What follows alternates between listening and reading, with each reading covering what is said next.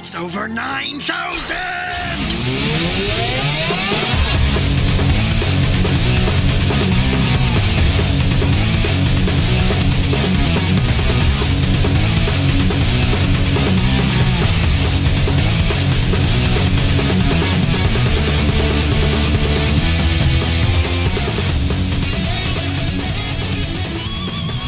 Welcome everyone to Final Forum, a show that's a discussion for all things Dragon Ball, where we usually get into the cultural history and inspirations behind Dragon Ball.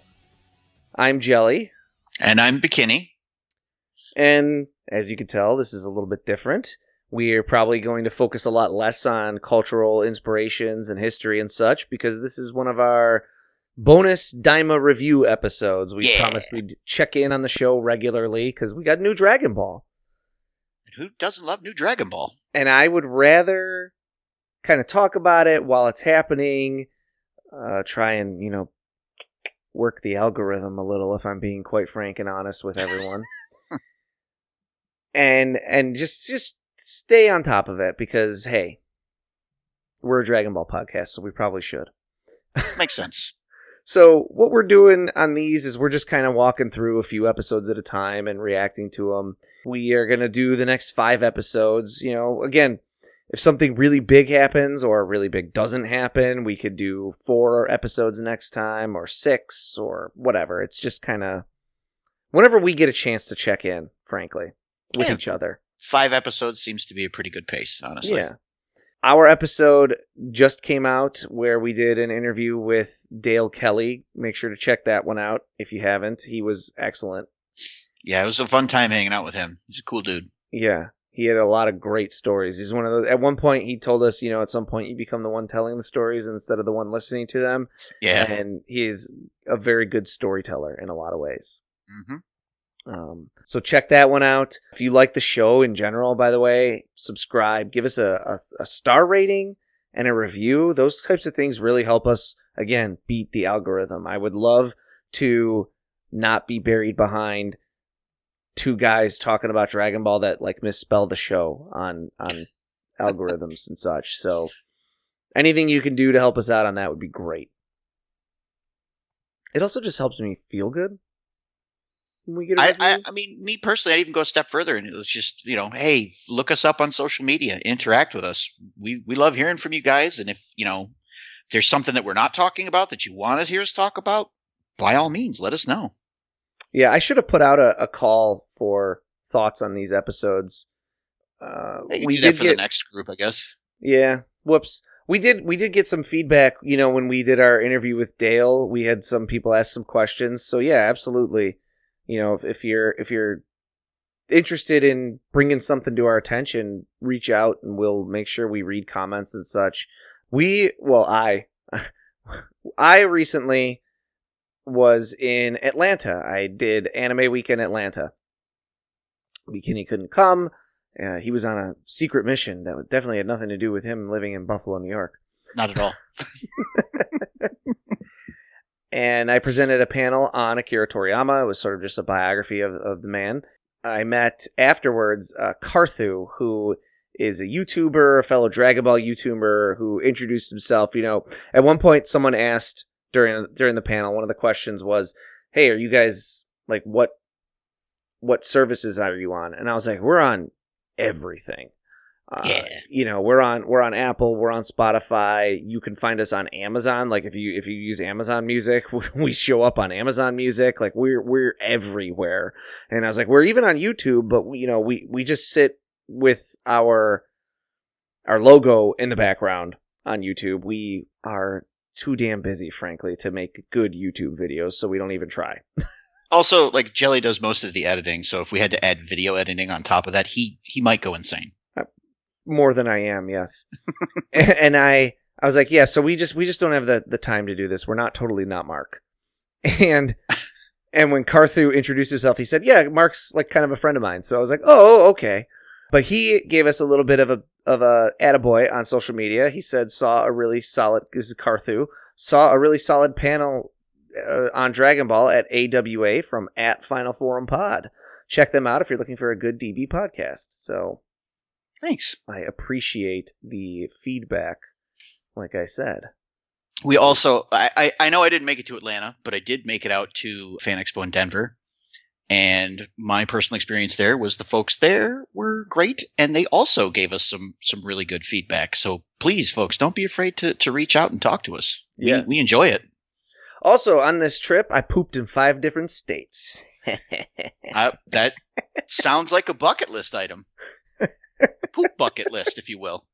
I pooped in Texas, Louisiana, Mississippi, Alabama, and Georgia. Nice. Okay, so Daima. Let's get into it. Yeah. Let's talk about we watched so Dragon Ball Daima, for those who for some reason are listening to this episode without listening to the other Daima episode we did, is the new Dragon Ball show that was written, we are led to believe, quite a bit by Akira Toriyama, one of the last things he had a heavy hand in before his untimely passing. And it debuted on October 11th, 2024. It is still airing as we speak. The last episode just came out a few days ago. It was episode 10. What else about the show? It is centered around the central premise of the first 5 episodes was this: after Dabra's death, Goma has become the new Supreme Demon King of the demon realm. He wants to be unchecked in his power, but is scared, obviously, of these people who were able to defeat Dabra and Majin Buu.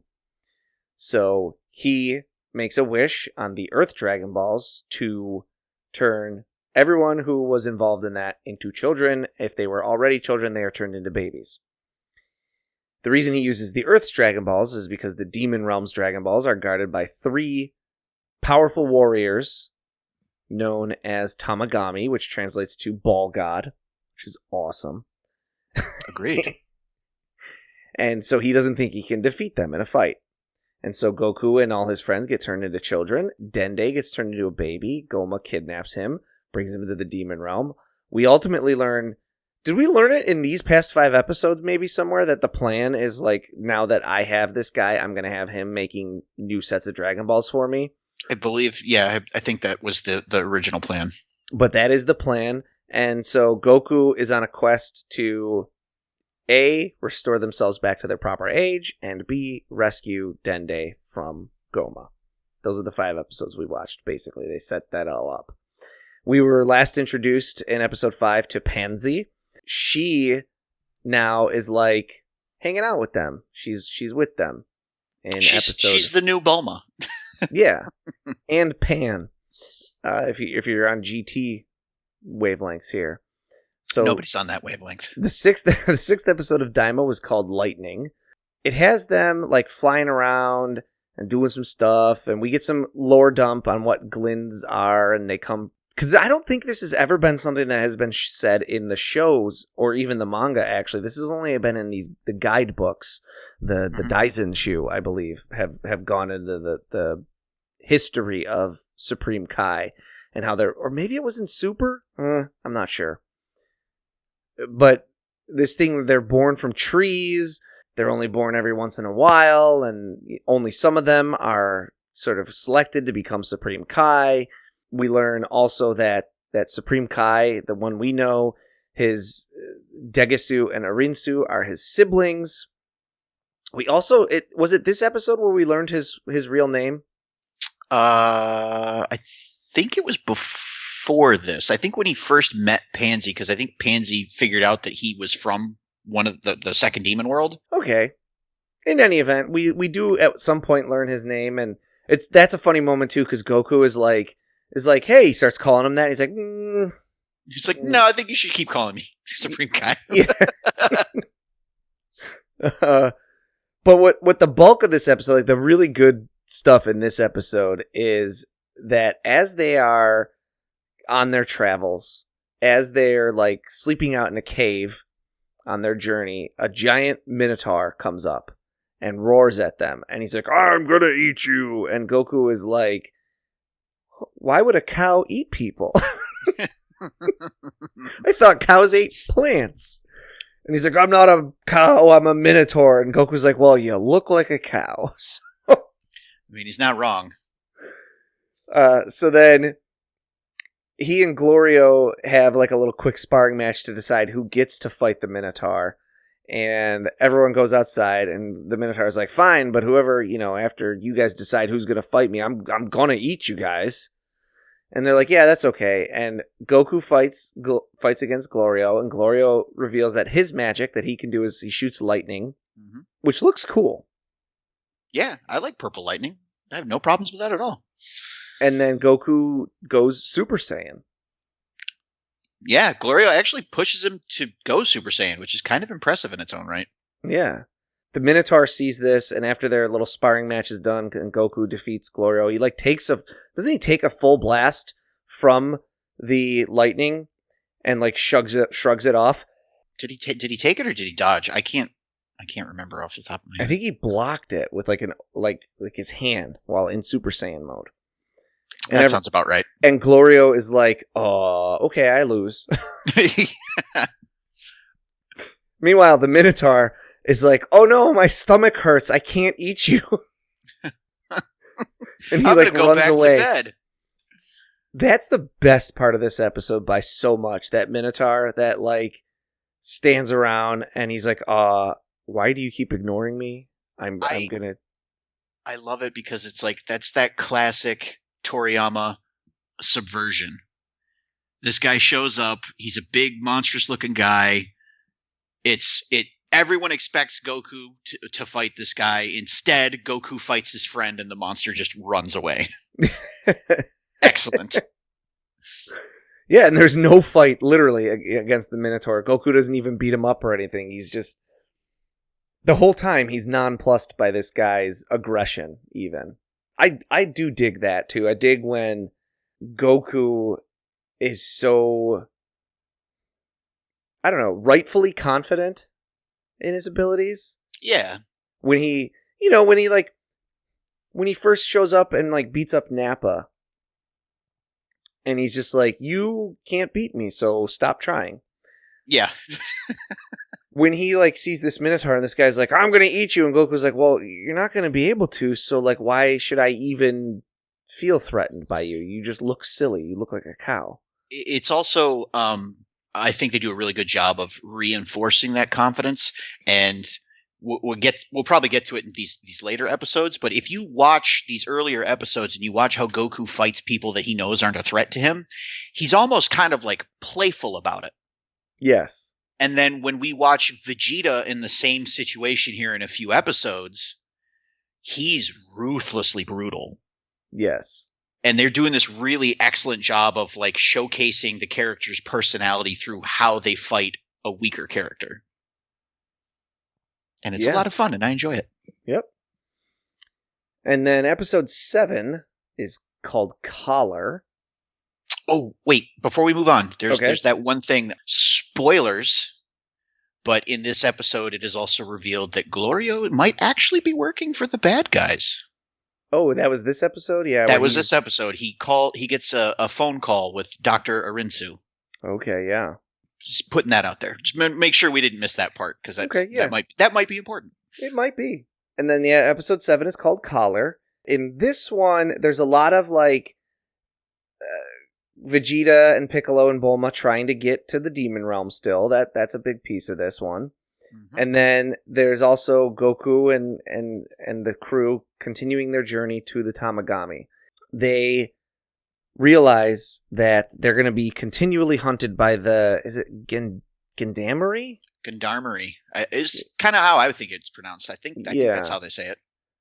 I don't know if that is a play on something. Personally, sure. but we're not really diving into the cultural inspirations right now. Right, that's for later. Right.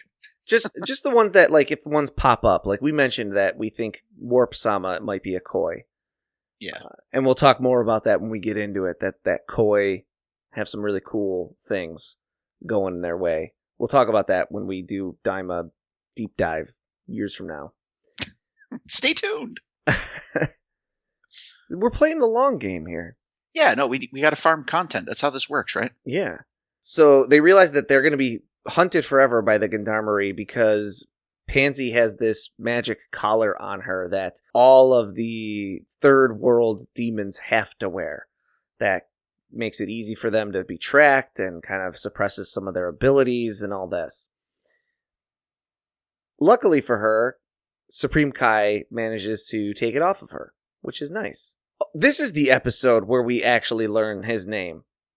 Oh, is it this episode? Okay. Yeah, because Panzy is grateful, and she says, "Oh, what's your name? I'd like to thank you." And he's like, "It's Shin." And she's like, "No, what's your real name? Like when you were born here?" And he goes, "It's Nahare." Mm-hmm. And then that's where Goku's like, "Nahare." And I don't 100% know if that is like similar to...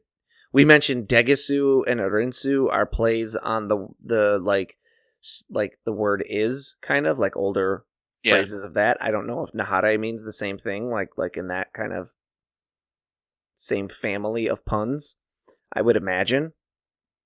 Seems like it would make sense. But I'm not 100% sure. But yes, Goku's like, "Oh, I'm going to start using it." And then it's actually Goku who's like, that doesn't feel right. I'm just going to call you Supreme Kai. I mean, hey, give the man credit for one thing. At least he's honest about how he feels about things. Yeah. They then... What happens then? They basically start the showdown with the third Tamagami, right? Like...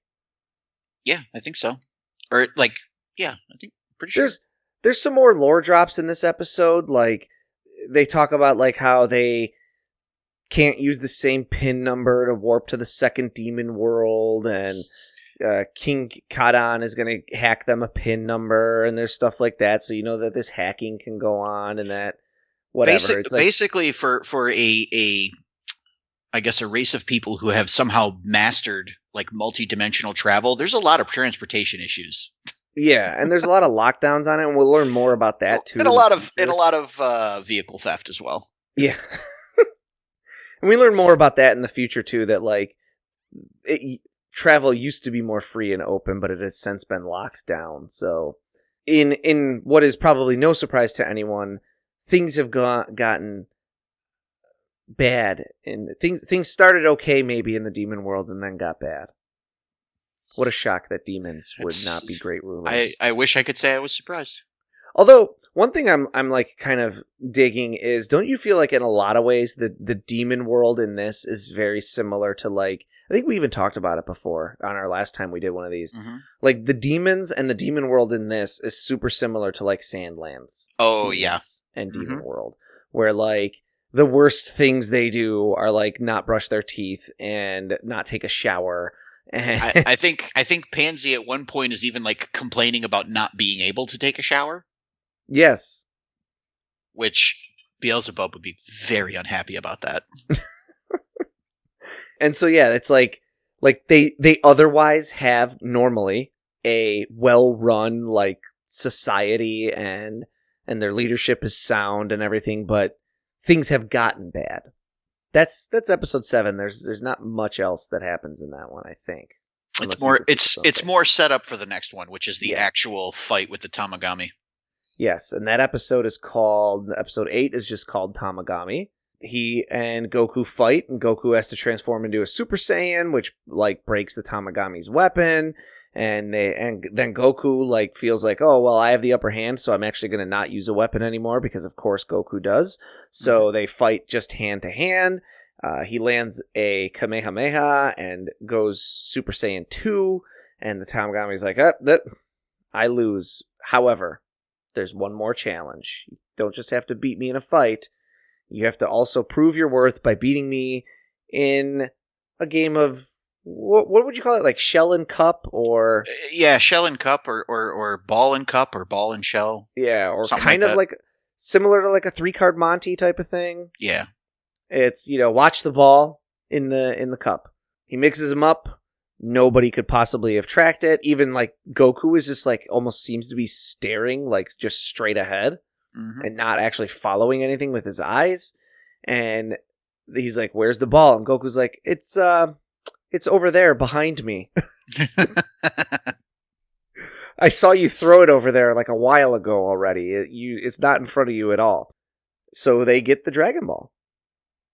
Honestly, for as much as they were building up the Tamagamis, it's almost a little surprising how sort of effortlessly Goku gets the first one, which is weird. I also dig, though, that these are like these really imposing antagonists, kind of, or obstacles, whatever, but they are like, they're very much on Goku's wavelength in terms of like what battle is and what battle should be. Yeah. Once I know I've beaten you, I will relent, and once you know you've been beaten, I expect you to just give up. Yeah. And as long as you do, you're like, I'm not going to kill you if you give up. I like the shell game thing because to me, I may be reading too much into this, but to me it kind of gives me the sense that these Tamagamis not only want to make sure that you are strong enough to take the Dragon Ball, but also that you have some wisdom to you as well. Right. It's almost like they're testing to make sure that you are worthy to actually make a wish on the Dragon Balls. Whereas with Earth's Dragon Balls, it's, did you just collect all 7 of them? They're just in random places on the planet. Mm-hmm. This seems much more intentional. But again, it's also the thing of like Earth's Dragon Balls is supposed to be like a scavenger hunt, and you're not supposed to really have the dragon radar, right? Yeah. So it's supposed to be the hunt itself is supposed to be like is your the test, quest, yeah. Your purification of your soul, if you want to talk about like relating it to something cultural, like we try to do whenever we can. Mm-hmm. That is the pilgrimage, is the search for the Dragon Balls, because it's meant to take like a lifetime. Oh, I wonder if maybe there's something going on there with using technology to sort of bypass the correct process, if you will. And then in the demon realm, everyone knows where the Dragon Balls are. Yeah. So the test has to be, okay, you know where they are, but you have to prove something that you deserve to get them. Yeah. So, also in this episode, Dr. Arinsu goes to meet someone named Marba and points out that she's the one that actually created Majin Buu, and that she basically just let like Bibbidi take the fall for it, because Majin Buu like ran so out of control that the demon realm wanted to bring to justice whoever created Majin Buu. Yeah. And so Marba was like, oh yeah, it was that guy. Totally wasn't me. It's that other guy. But Dr. Arinsu is like, I know you were the one that did it, so I need you to make me another. But this one needs to be controllable. And then this episode also ends with some great stuff between our boy Hybis and Vegeta, where Vegeta's like, I want to know more about the Dragon Balls of this world. And Hybis is just like stares in space, and Vegeta's like, well, and he's like, oh, I heard you. But you were so rude that I just didn't feel like answering you. Hybis is a really fun character, and I'm glad that he's in this show because he's great.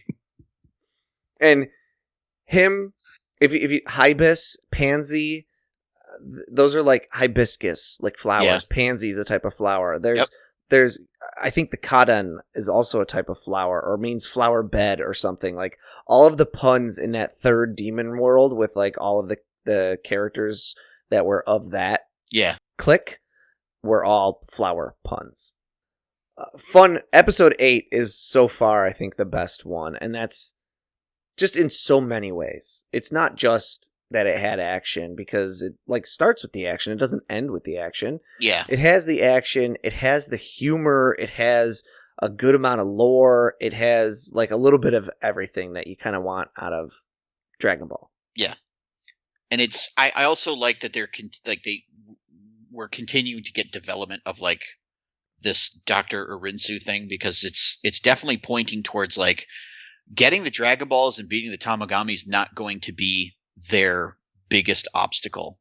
Yeah. Because it seems more like they're doing exactly what she wants them to do. So I'm seeing them basically playing into like the villain's plan here, and I'm very excited to see how it shakes out. Episode 9 then was called Thieves. I'm not going to super bury the lead on this one. This might have been my least favorite episode of this one so far. It was a little slow. In this one, a couple of thieves steal the Dragon Ball. They think, hey, this guy...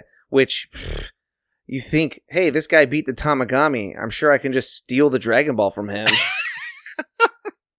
You mean the guy that watched that light speed ball and cup game and still managed to figure out where the Dragon Ball was? You mean that guy? You think you can get by him unnoticed?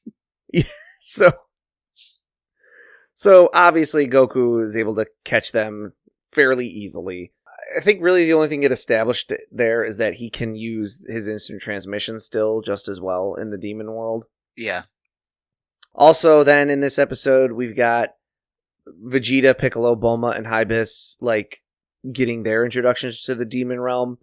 And like you mentioned, it is Vegeta going more ruthlessly in fighting some of these guys. But what I'll say is, for me, this was very much like this was an opportunity for the show to do something slightly different when characters first enter the demon world, and instead they took like half an episode to do exactly the same thing that the first like 5 or 6 episodes of this show did with Goku. Yeah, they show up, their plane gets stolen, or well, I guess for Goku it was like a breakdown, but yeah, like their means of transportation gets taken away from them on purpose. And then Vegeta beats up a bunch of dudes in like a restaurant. In this case, it's a club, and Goku did it in more of like a pub, but it's the same. My thing with this is I feel like they're almost worried about like downplaying Vegeta and getting backlash for it, so they put him in the exact same situation to get the same outcome, just so they can be like, see, they're the same. Maybe. I would have almost preferred if, like, say Vegeta was fighting these guys and struggled with it or something, and, you know, then you reveal that Goku was watching the whole time, and he's like, you're not used to the air here yet, you know? Yeah. Like, don't worry, you'll get there. Give him, like, a condescending pat on the head or something that would really, like, cheese Vegeta off. Like, that... Yeah, again, lean into their characters a little bit more. Again, like I said, just all these like little opportunities in this one to do like something different, and it veered away from all of them. Yeah. And then at the very end, we reveal that Marba has added a Cyberman seed to her little concoction that she's making for Urinsu, which creates a Majin that she can control more easily, named Majin Kuu. Who's a bit of a goober. Yes. But we'll get to that.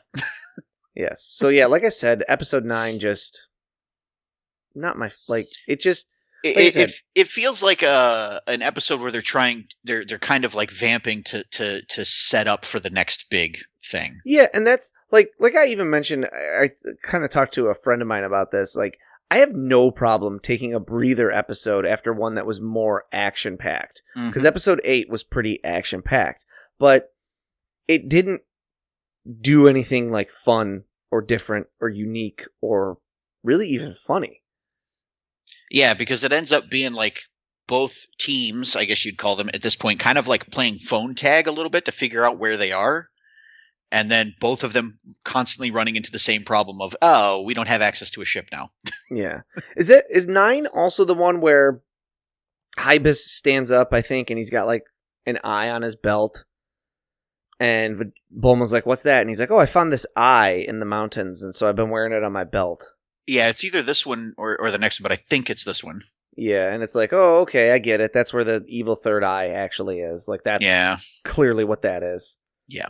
But so yeah, meh on that episode. And then that brings us to the last episode, episode 10, which was called Ocean.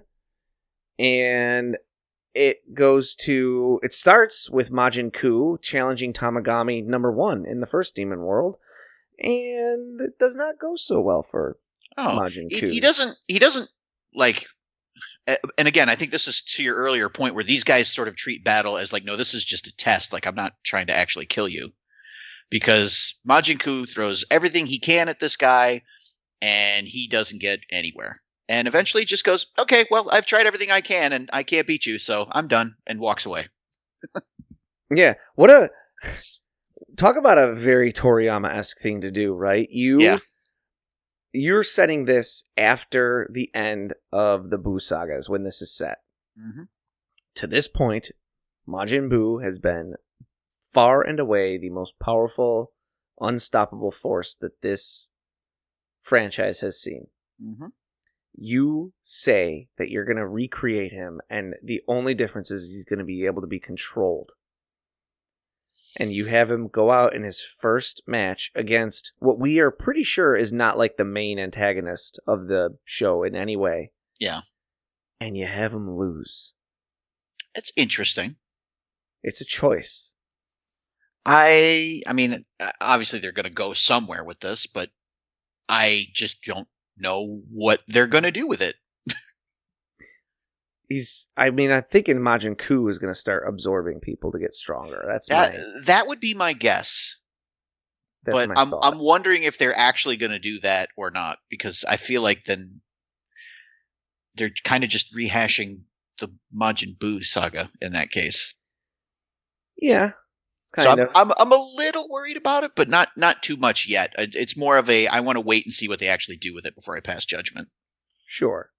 But yeah, I think that's what's going to end up happening is my guess. But I love that, like, Arinsu is like, you're terrible. I created you to do this, and you didn't even do it. And he's like, but I'm a good singer. He also makes a comment about, I think, like, his speed, and he's like, I could run errands for you really fast. Yeah. I like his outlook, but he's definitely a goofball character. At least that's the vibe that I'm getting right now. Yeah. Then we cut to the best part of the episode. Our boy Hybis doing more awesome stuff. Hybis is best boy. He is like, wow, you have really soft skin to Bulma. And she's like, oh, thank you. I noticed that too. I really try and keep my skin looking good. And he's like, I could make you my girlfriend. And Vegeta's like, hey, she's my wife. And he's like, I wouldn't mind. Hybis is like, I don't care that she's married. She's okay with me still. Which shows incredible growth on Vegeta's half, because he doesn't immediately just blow Hybis up. And Vegeta's like, well, I would mind. And Hybis is like, oh, I barely even think about you. It's like that scene in Mad Men with John Hamm and then the other guy, I forget his name, but he's like, how do you sleep at night or something like that? And he's like, I don't even think about you at all. Yeah, it's great. And then we learn canonically that Vegeta's a boob guy. Yeah, that is in fact a thing that happens. Because Hybis says, oh, I get it. You just want her to grow up because you like big boobs. And Vegeta's like, I do not. And then Piccolo's like, sounds exactly like that. He hits us with the Shakespeare. Methinks the lady doth protest too much. Yeah.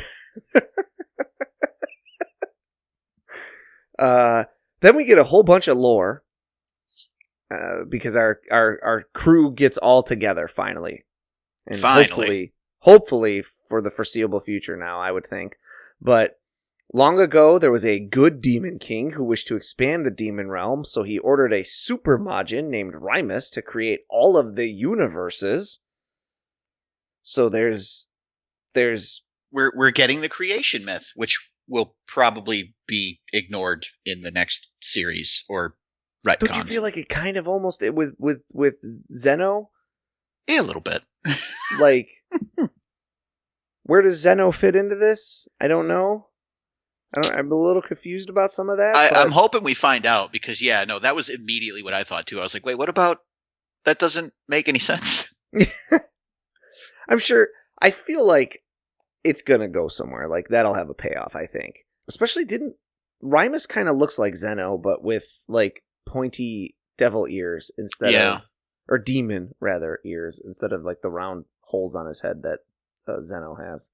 So then they talk a little bit about Abra, the successor to he's like the one basically who turned the demon world bad, essentially. Like, his reign of terror is what started the demon world that went from this being this like place where the multiverse branched out from and that had universal multiversal travel that was free and open into being this like totalitarian state. Everyone then gets on a plane and takes off they were on like the planet Namek, essentially, in the demon realm. Yeah.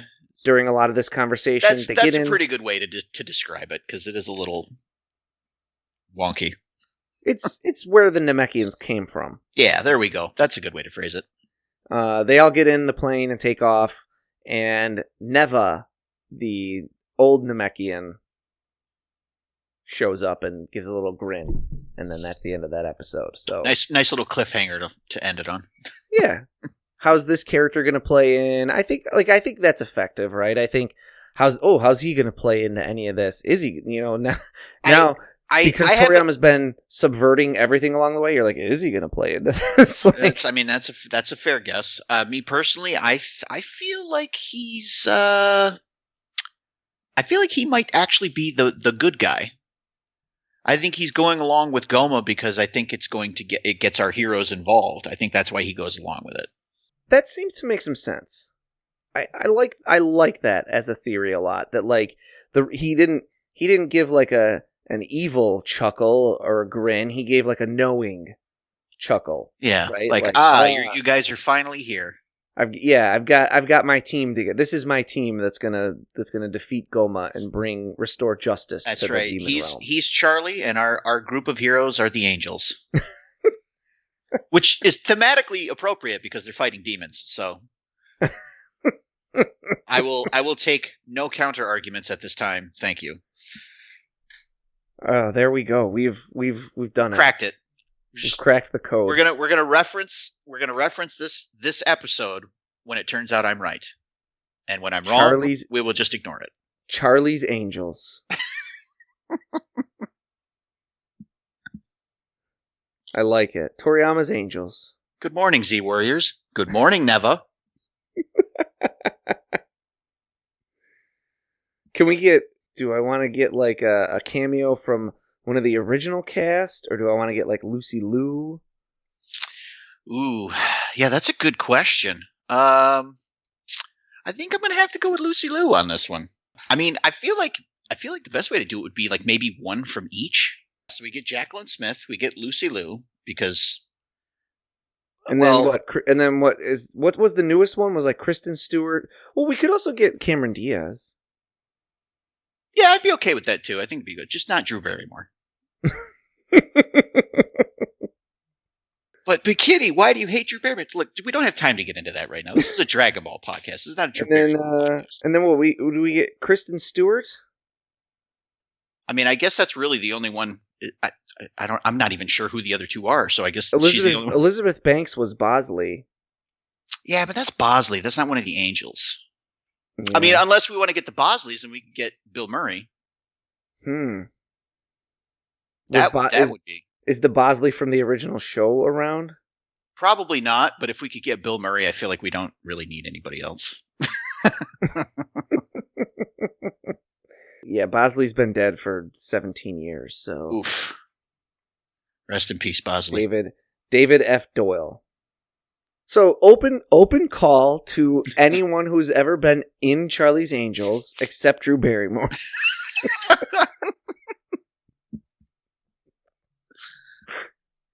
You heard it here first. We have almost no integrity. We will take any celebrity that wants to be on this show, absolutely. Except Drew Barrymore. I feel like that's a good start. But yeah, these are 5 decent episodes. Like I said, I didn't care for the 9th one, but I'm still, in a lot of ways, I've moved, like, in a lot of ways, overall, I'm not changing my opinion on Daima too much.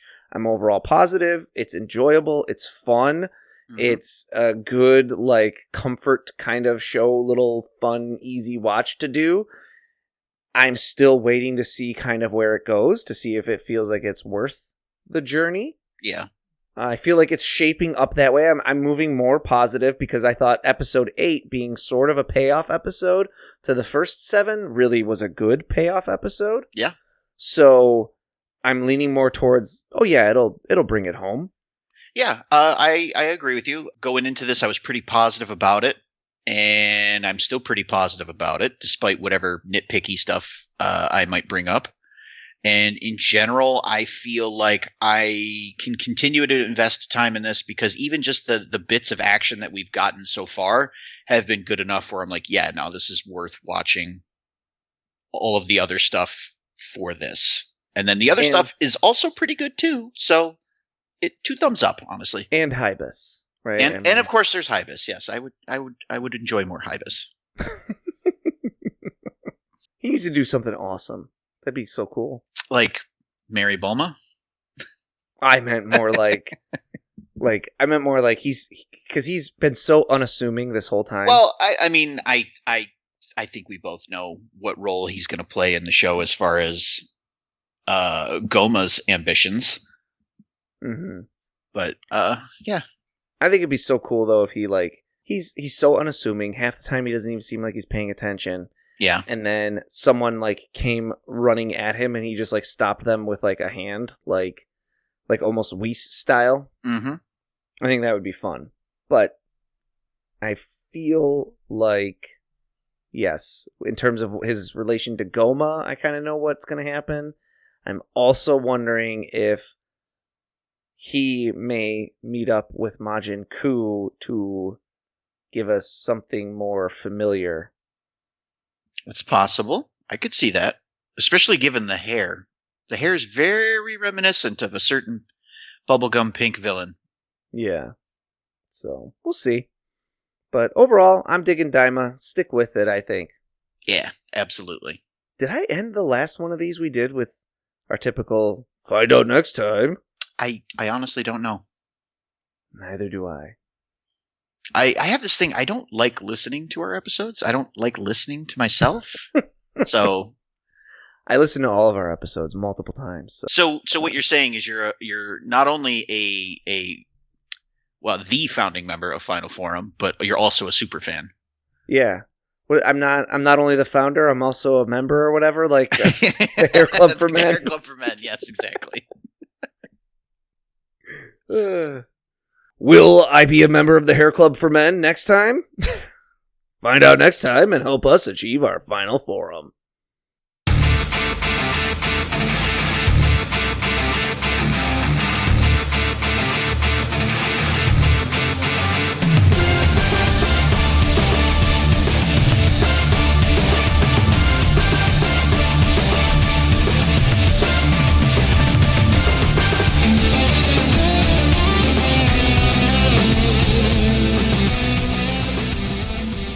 Final Form is written and produced by Tom Gwelly.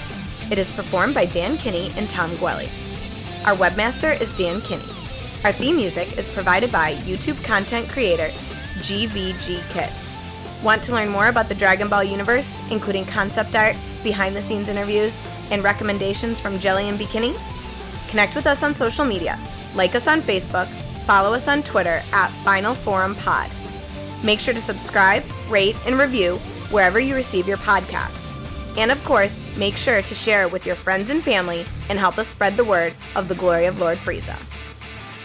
The Frieza Force thanks you for your listenership.